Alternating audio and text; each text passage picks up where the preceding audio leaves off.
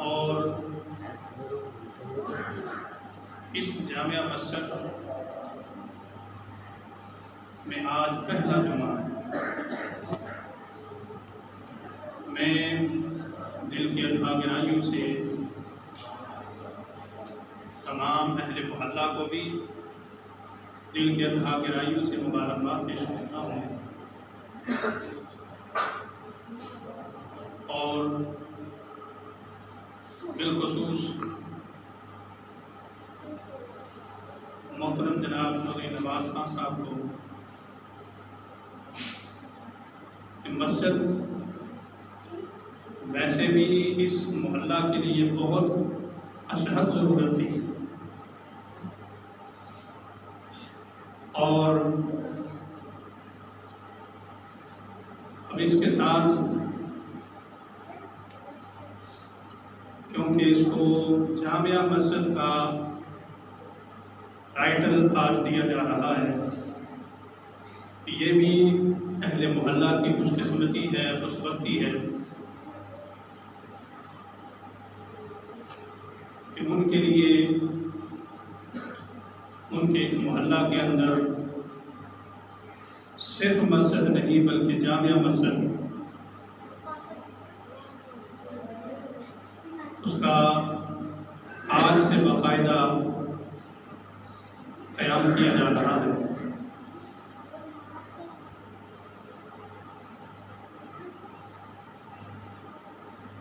تو برادران اسلام،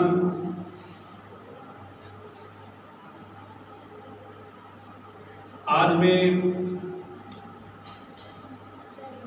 اور مجھے بھی آپ لوگوں کی محبت بڑے دور سے کھینچ کے یہاں لائی ہے۔ آپ کی محبت ہے، آپ کی شفقت ہے بزرگوں کی،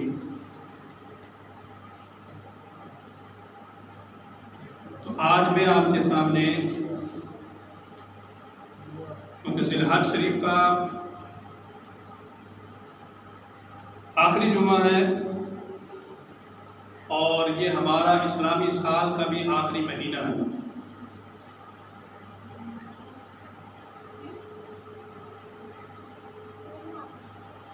تو آج کی جمعہ مبارک کی اس مناسبت سے آپ کے سامنے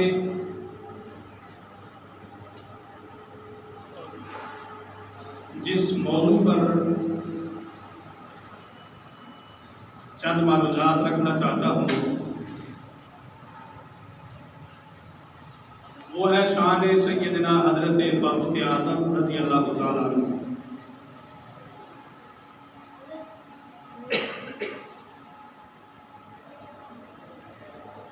کیونکہ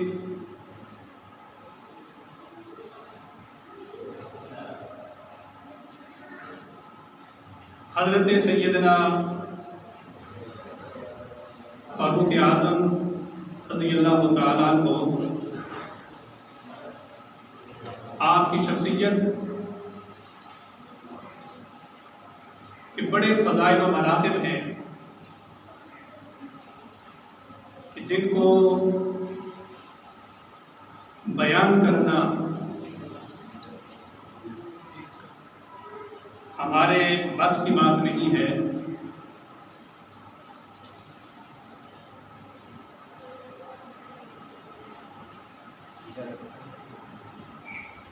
میرے اور آپ کے آقا کریم علیہ الصلوۃ والسلام کے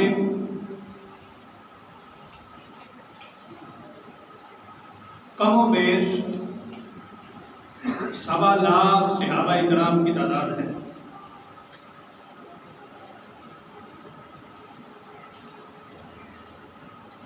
اب بنفس صحابیت تو سارے صحابہ کرام یکساں ہیں، برابر ہیں، صحابیت کے لحاظ سے تو سارے کے سارے صحابہ برابر ہیں۔ ان کا مقام و مرتبہ کہ جو ان کو صحابیت کے مقام پر جس چیز نے فائز کیا ہے، اب صرف صحابیت کا جو مقام اور مرتبہ ہے وہ آپ کے سامنے عرض کر دوں کہ ایک ادنا سا صحابی رسول صلی اللہ علیہ وآلہ وسلم کہ جس نے صرف آقا کریم علیہ السلام کے چہرہ والضحیٰ کی زیارت کی، ایمان کی حالت میں آقا کریم علیہ السلام کے چہرہ اقدس کو دیکھا ہو، وہ صحابی ہے۔ اب اگر اس صحابی رسول سے اس نے زندگی میں اور کوئی عمل سر انجام نہیں دیا اور کوئی اچھا عمل، نیک عمل اس کے پاس نہیں ہے، بس صرف اتنا ہے کہ اس نے ایمان کی حالت میں اللہ کے حبیب صلی اللہ علیہ وآلہ وسلم کے اس والضحیٰ کے چہرے کی زیارت کی ہے، تو اس صحابی کا یہ مقام اور مرتبہ ہے کہ دنیا کے سارے غوث، قطب، ابدال، ولی اکٹھے ہو کر بھی اس ایک ادنا سے صحابی کا مقابلہ نہیں کر سکتے۔ یہ مقام ہے صحابیت کا۔ تو ہمیں پتہ چلا کہ صحابی نماز پڑھنے سے صحابی نہیں بنتا، صحابی کوئی بہت سارے نیک اعمال کرنے سے صحابی نہیں بنتا۔ صحابی کو صحابیت کے مقام پر فائز کرنے والی دیدار مصطفیٰ ہے، زیارت مصطفیٰ ہے کہ جس نے اس کو اس مقام پر فائز کر دیا۔ تو اب میں آگے چلنا چاہتا ہوں۔ صحابیت کے لحاظ سے سارے صحابہ برابر ہیں، جیسے نبوت کے لحاظ سے سارے انبیاء برابر ہیں۔ ایک مثال دے کر آگے چلوں گا، اور مثال بھی قرآن سے۔ اللہ رب العالمین نے 1.25 لاکھ انبیاء کم و بیش دنیا کے اندر مبعوث فرمائے، انسانیت کی رہنمائی کے لیے، انسانیت کی ہدایت کے لیے، اس انسانیت کی ہدایت کے لیے کہ جو راہ راست سے بھٹک چکی تھی۔ ہر دور کے اندر جب جب اللہ رب العالمین ضرورت محسوس کرتا رہا کہ اب اس دور کے اندر نبی کی ضرورت ہے، انسانیت کی رہنمائی کے لیے نبی اور رسول کی ضرورت ہے، تو ہر اس دور کے اندر انبیاء مبعوث فرماتے رہے۔ تو عرض کرنے کا مقصد یہ ہے کہ مثال یہ دینا چاہتا ہوں کہ نفس نبوت کے لحاظ سے تو سارے کے سارے انبیاء برابر ہیں، لیکن اللہ رب العالمین قرآن مجید میں 3 پارے میں ارشاد فرماتے ہیں کہ تلک الرسل فضلنا بعضهم علی بعض، سبحان اللہ، کہ یہ جو رسول ہیں، جو نفس نبوت میں تو سارے برابر ہیں، یکساں ہیں، لیکن ان میں بعضوں کو بعضوں پر ہم نے افضلیت عطا کی ہے، بعضوں کو بعضوں پر مقام اور مرتبہ عطا کیا ہے، اور ان میں بعض تو ایسے ہیں منہم من کلم اللہ، کہ جنہوں نے اللہ کے ساتھ کلام کیا ہے، اللہ کے ساتھ ہم کلام ہوئے ہیں، ایسے ہیں۔ تو گویا کہ مثال یہ دینا چاہتا ہوں کہ نبوت کے لحاظ سے تو سارے نبی برابر ہیں، مگر ان میں اللہ رب العالمین نے درجات رکھے، بعضوں کو بعضوں پر افضلیت عطا کی ہے، مقام اور مرتبہ عطا کیا ہے، فضائل عطا کی ہے۔ اسی طرز کے ساتھ، اسی طریقے سے اللہ رب العالمین کے محبوب صلی اللہ علیہ وآلہ وسلم کے صحابہ بنفس صحابیت تو سارے برابر ہیں، مگر ان صحابہ کو بھی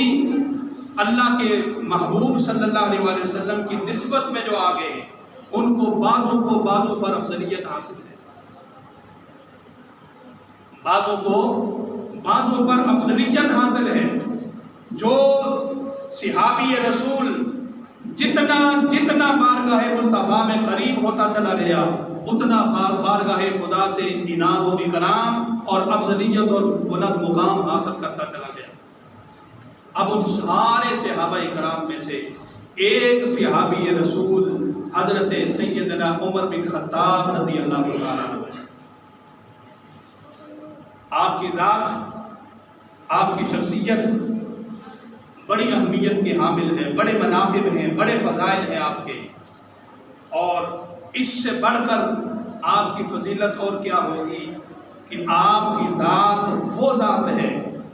کہ جن کو اللہ کے محبوب رسول پاک صلی اللہ علیہ وآلہ وسلم نے اللہ کی بارگاہ سے مانگ کر لیا، اللہ کی بارگاہ سے مانگ کر لیا، دعا کی اللہ رب العالمین کی بارگاہ میں کہ باری تعالیٰ ہمیں 2 عمروں میں سے 1 عمر ہمیں عطا فرما دے، اور صرف یہ نہیں عرض کیا کہ باری تعالیٰ ہمیں عطا کر دے، بلکہ اللہ کی بارگاہ میں عرض کیا باری تعالیٰ ان 2 عمروں کے ذریعے سے 1 عطا کر ہمیں، اور اس 1 کے ذریعے سے اسلام کو عزت عطا فرما، اسلام کو عزت عطا فرما، اسلام کو تمکنت عطا فرما، اسلام کی سربلندی کے لیے اللہ کی بارگاہ سے آقا کریم علیہ الصلوۃ والسلام نے وہ ید اللہ والے ہاتھ اللہ کی بارگاہ میں اٹھا کر عرض کی۔ آپ خود اندازہ کر لیں کہ دعا فرمانے والے امام الانبیاء ہوں، اللہ کے حبیب ہوں، اللہ کے محبوب ہوں، اور وہ ہاتھ جن کو اللہ رب العالمین فرماتا ہے کہ یہ میرے ہاتھ ہیں، یہ میرے ہاتھ ہیں، یہ ید اللہ والے ہاتھ ہیں، یعنی اللہ کے ہاتھ ہیں۔ حضور کے ہاتھوں کو اللہ اپنے ہاتھ قرار دے رہا ہے، اور یہ ہاتھ اللہ کے ہاتھ ہیں، تو جب حضور کے ہاتھ ید اللہ والے اللہ کی بارگاہ میں اٹھ جائے تو وہ پھر خالی واپس نہیں آ سکتے۔ اب 2 عمروں میں سے 1 عمر اللہ رب العالمین کی بارگاہ سے آقا علیہ الصلوۃ والسلام نے مانگ لیا۔ اب 2 عمر، 1 عمر بن خطاب رضی اللہ تعالیٰ عنہ، اور دوسرا عمر بن حشام، شاید اس کا نام ہم بہت کم سنے، جس کو عرف عام میں اور یہ آقا علیہ الصلوۃ والسلام کا دیا ہوا لقب ہے، اس کو یہ بھی یاد رکھ لیں، جس کو ہم سنتے ہیں کیا، ابو جہل، جاہلوں کا باپ ہے۔ اب یہ لقب اللہ کے رسول کی زبان سے عطا ہوا ہے، جو لقب اس کو اللہ کے رسول کی زبان سے عطا ہوا اس کا اصلی نام کو جانتا ہی نہیں ہے، اس کا اصلی نام کوئی جانتا ہی نہیں، ساری دنیا اس کو ابو جہل کہتی ہے، حالانکہ وہ قریش مکہ کا سردار تھا، قریش مکہ کا سردار تھا، سردار ہونے کے باوجود آج دنیا اس کو ابو جہل کے نام سے پکارتی ہے اور جانتی ہے۔ عمر بن حشام تو اس کا نام کسی کو بھی نہیں پتا، شاید کوئی لاکھوں میں سے کوئی شاید ایک جانتا ہو، مگر اصل نام اس کا عمر بن حشام تھا۔ اور آقا علیہ الصلوۃ والسلام نے اللہ کی بارگاہ میں عرض کیا باری تعالیٰ ان 2 عمروں میں سے 1 عمر ہمیں اسلام کی سربلندی کے لیے اور اسلام کی عزت کے لیے ہمیں عطا فرما دے۔ تو اللہ رب العالمین نے ان 2 عمروں میں سے جس عمر کا انتخاب کیا وہ عمر بن خطاب ہے، وہ عمر بن خطاب ہے رضی اللہ تعالیٰ عنہ۔ تو حاضرین محترم،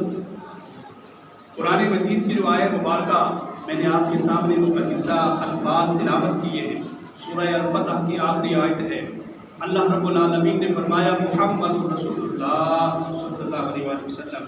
کہ محمد صلی اللہ علیہ وآلہ وسلم اللہ کے رسول ہیں، اللہ کے رسول ہیں، والذین معہ، اور آگے ساتھ فرمایا کہ وہ لوگ جو ایمان لائے اور ایمان لانے کے بعد بارگاہ مصطفیٰ میں آ گئے، حضور کی معیت میں آ گئے، حضور کی سنگت میں آ گئے۔ اب حضور کی سنگت میں جو آ گئے ان کی فضیلت اور ان کا مقام اللہ رب العالمین بیان فرما رہا ہے۔ کیا اللہ رب العالمین نے فرمایا کہ جو میرے محبوب کی معیت میں آ کر بیٹھ جاتے ہیں ان کی شان یہ ہے کہ اشداء علی الکفار، اشداء علی الکفار، وہ کفار کے مقابلے میں سخت ہوتے ہیں، کفار کے مقابلے میں سخت ہوتے ہیں۔ اور رحماء بینہم، اور آپس میں بڑے نرم دل ہوتے ہیں،